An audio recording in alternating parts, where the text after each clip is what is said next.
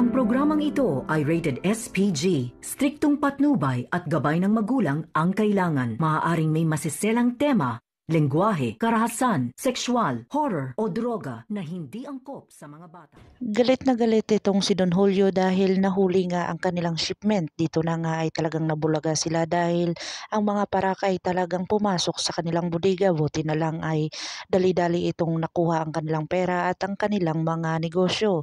Dito na talagang naglaban itong si Ramon at saka si Rigor kung saan talagang natamaan itong si Tangkol Aka David. Dito na nga na galit itong si Ramon dahil nakita niya itong si Rigor at talagang papatayin niya na sana itong si Rigor, pero nagmakaawa itong si Tanggol Aka David dahil itinuring niya daw na tunay na ama itong si Rigor, kaya talagang porsigido ito na ipalit ang kanyang buhay para lang dito sa kanyang amahan na si Rigor. Dito na nga ay talagang nakuha ni David itong awa ni Ramon na kung saan talagang nagdali-dali itong umalis dahil may tama nga itong si Katanggol David. Dito na nga ay talagang porsigido itong si Ramon na maipagamot itong kanyang anak kung saan nagpatawag ito ng doktor.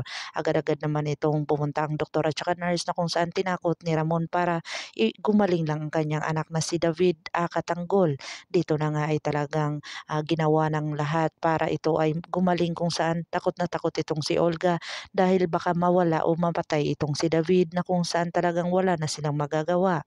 Dito na talagang takot na takot si Olga na mawala itong si David at kung saan pati na din ang kanyang ama na kung saan si Ramon ay nakuha na ang loob ng kanyang amang si Ramon. Dito na nga talaga porsigido itong si Tanggol at saka si Bubbles ay talagang lumayo sa kanilang sa Metro Manila dahil alam nila naka-red alert pa sila.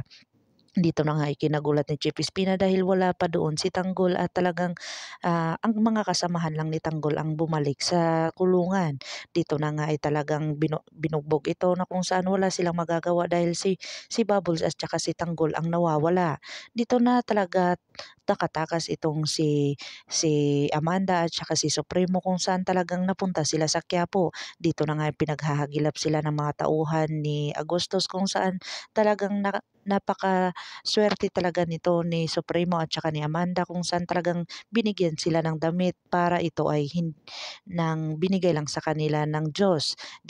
Hindi nga pinabayaran sa kanila dahil ito ay binibigay lang sa mga taong deboto dito. Dito na nga at talagang pumasok sila sa simbahan kung saan sinundan sila ng mga kampon ni Agustos, pero hindi na nga sila nakilala dahil sa nagpalit nga sila ng mga anyo na kung saan ang damit nila ay pinalitan nila.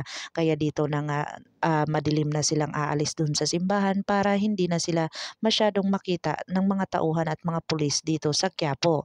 Dito na natin pakaabangan ang mga bagong yugto ng kabanata ng Ang Batang Quiapo. Kung bago lang po kayo sa aking channel, please like, share and subscribe para ma-update po kayo sa mga susunod pa. Yun lamang po at maraming salamat.